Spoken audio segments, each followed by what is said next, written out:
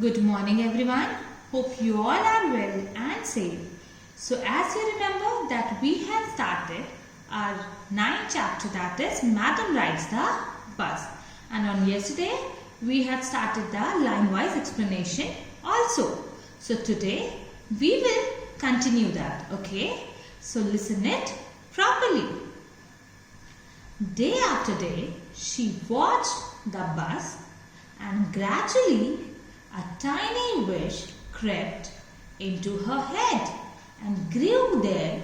She wanted to ride on that bus, even if just once.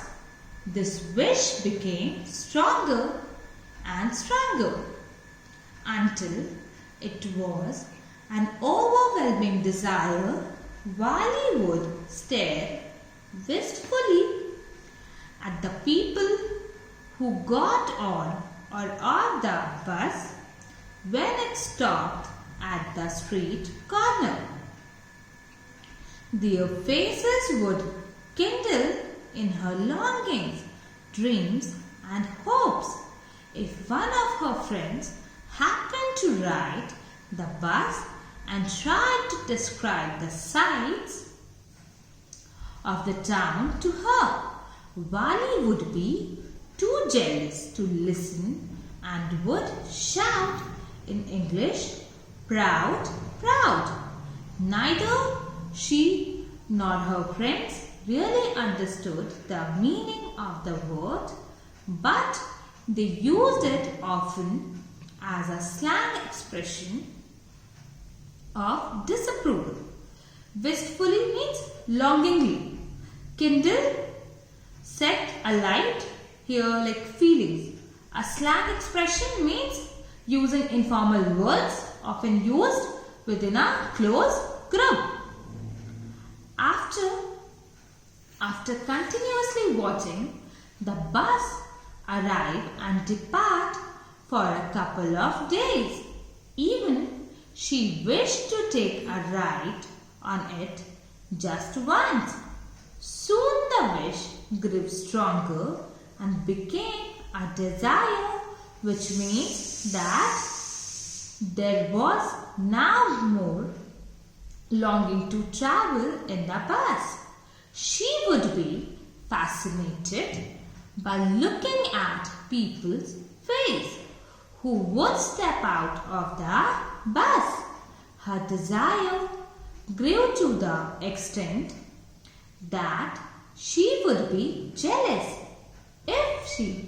if any of her friends, whose friends, Wali's friend, would go by bus and recite their experiences.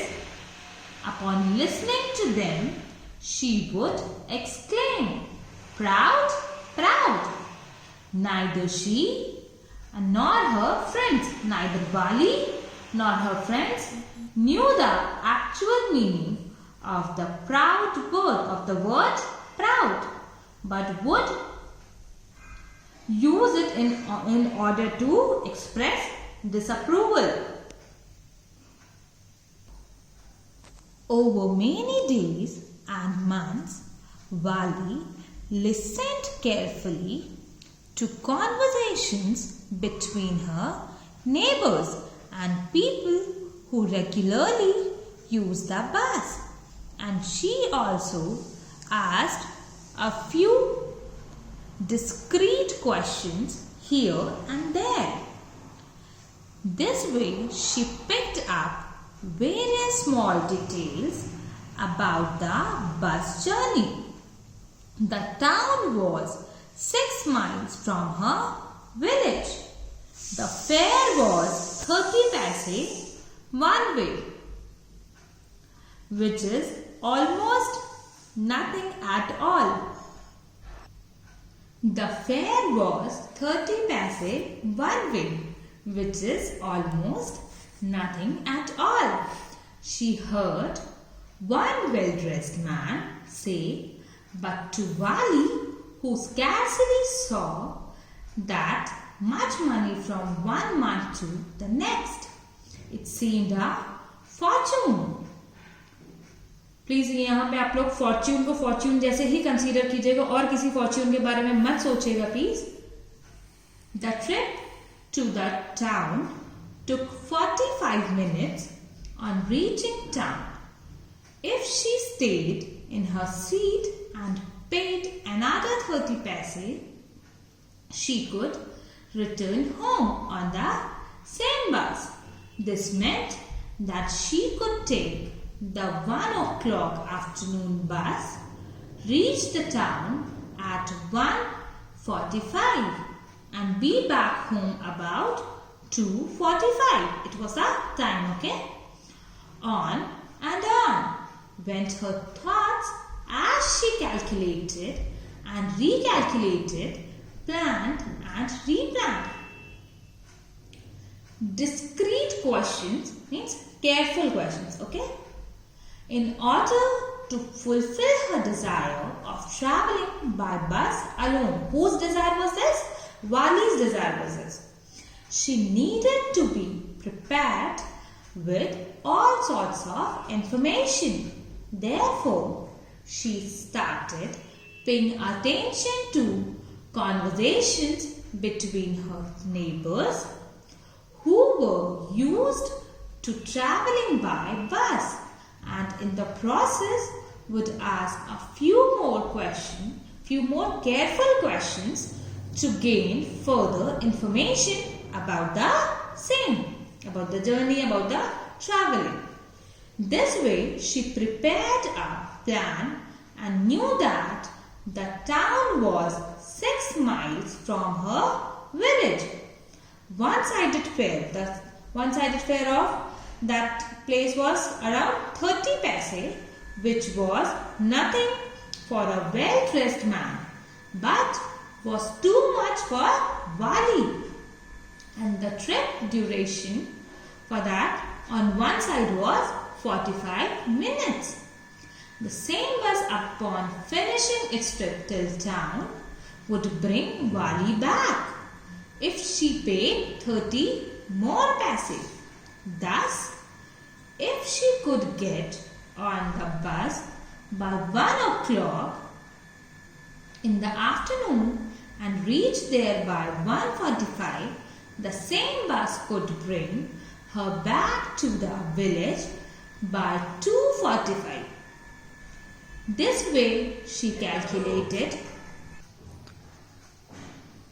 The same bus, upon finishing its trip till town, would bring Wali back if she paid 30 more paise. Thus, she could get on the bus by 1 o'clock in the afternoon and reach there by 1:45.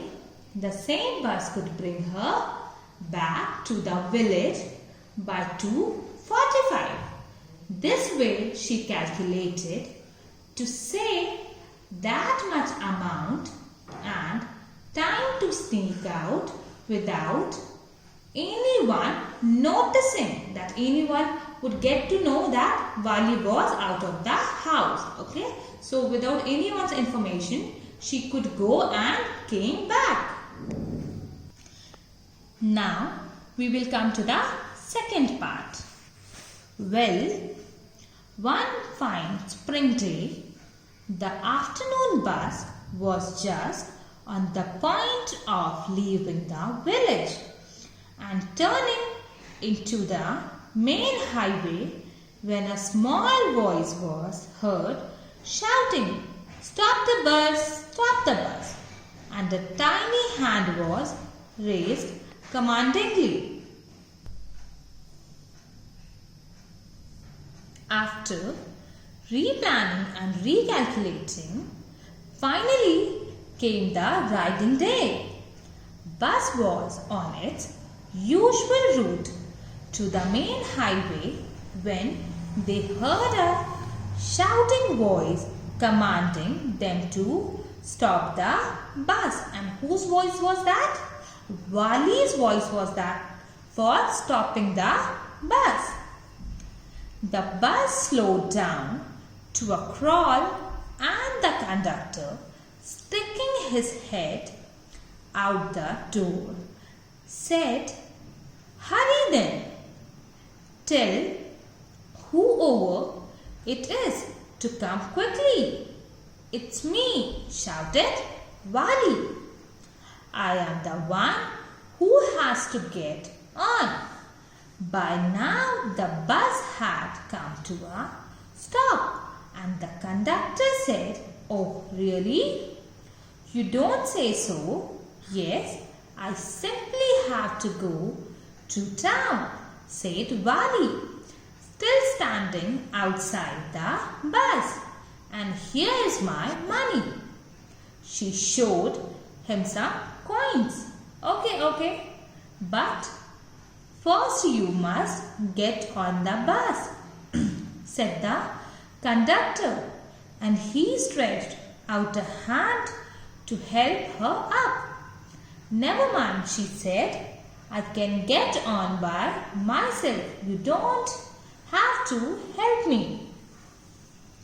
On hearing the voice, the bus slowed down, and on seeing Wali, a small girl, the conductor asked her to tell the one supposed to travel to hurry up.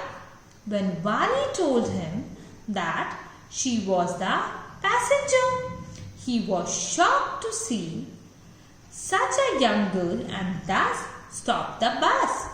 It was hard, it was difficult for the conductor to believe that she was about to travel alone. Then she handed him her bus fare. The conductor offered her help to climb up the bus, but responsible and proud as she was, she made her intentions clear that she needed no help. She don't need any kind of help. The conductor was a jolly sort, fond of joking. "Oh, please, don't be angry with me, my fine madam," he said. "Here, have a seat right up there in front. Everybody move aside, please. Make a way for madam." It was the slack time of day, and there were only 6 or 7 passengers on the bus. They were all looking at Wali and laughing with conductor. Wali was overcome with shyness. Avoiding everyone's eyes, she walked quickly to an empty seat and sat down. Here slack time means a time when there is not much work. When little Wali refused to take any help, the conductor sarcastically asked her not to be angry with him, and he said that he is just trying to help Wali. In a light tone, he addressed her madam. He called Wali as madam and escorted her to the seat while telling other passengers to make way for the madam. Since it was afternoon, not many people travelled during this time, and thus everyone's eyes were at Wali. All of them adored her along with the conductor. While everyone was laughing, it made Wali shy, and thus she hurried to her seat.